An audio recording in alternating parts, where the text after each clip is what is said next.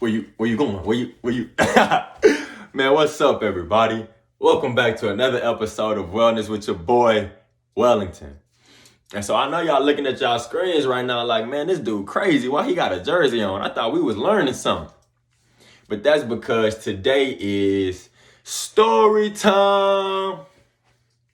And so I'm gonna be providing you guys with a story of a time that I overcame myself.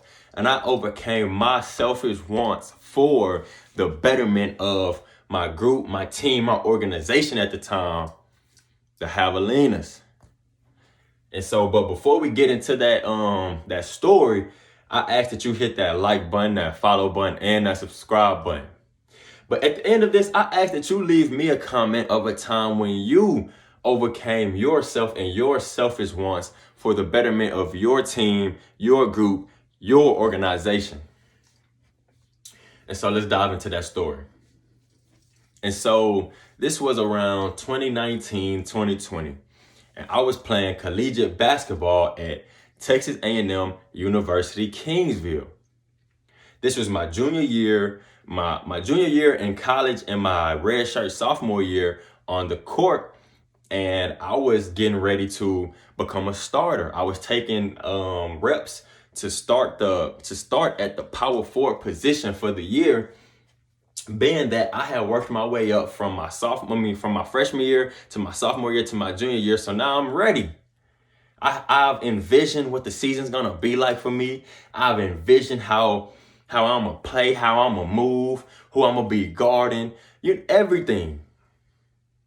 And then my backup center at the time had sprained his ankle terribly.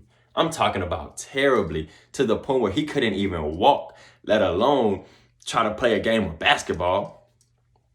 And so if you know anything about basketball, you know that the power forward position and the center position are interchangeable.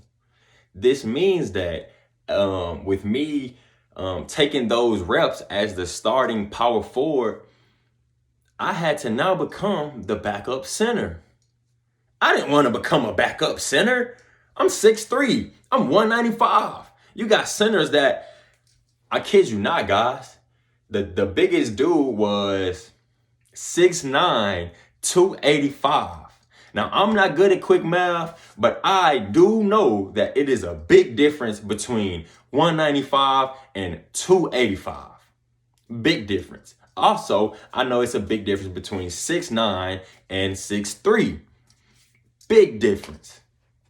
But let me tell you guys, I swallowed my pride and I did what I had to do for the betterment of my team.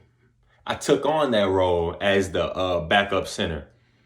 And I know a lot of teams at the time in the conference counted us out as they seen how small we were from each position, because each position had to go down one to accommodate for the lost player that we now have. But let me tell you guys how that season played out. We went 11-1 at home, 15-3 total, number 10 in the nation at a point in time. And we were number 14 in the nation for consecutive weeks. And we also won this guy right here, a championship, when nobody thought we could do it. Nobody. But it's not about what nobody thinks. It's not. It's about what you think, and it's about what's in here. It's about what's in here. Yeah, we all have perceptions and how we see things playing out in our life and how we expect things to go and what direction they should go in and everything. We everything. Until life happens and it hits us with a curveball. It hits us with a left hook, right? And our plans, how we anticipated things, just change completely. And that leaves us with two choices. You can either do or you can either die. And I'm not talking about physically dying, no. I'm talking about mentally and spiritually. You can either do or you can either die. I decided to do. I decided to put aside how I envisioned that season planning out for me, how I envisioned me coming down the court. 4-man, no, that changed. Now I'm on the block, big block, posting up. But look, that is okay, because I'm willing to do whatever. Hey, like our mantra was at Texas A&M Kingsville, no excuses, just commitment. I'm not gonna make no excuses because I'm committed.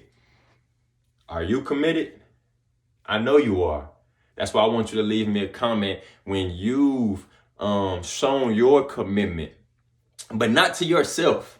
No, when you show commitment to your group, your organization, your team, something bigger than you, and you've accomplished wonderful things, and man, just things that you couldn't even imagine. If you'd have told me that we'd have been 10 in the nation at the time and 14 in the nation for consecutive weeks with the team that we had, how little we were, I wouldn't have believed you at the beginning of the season if you'd have told me that.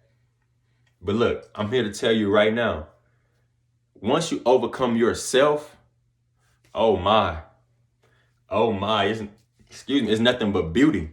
It's nothing but beauty in front of you. It's nothing but beauty.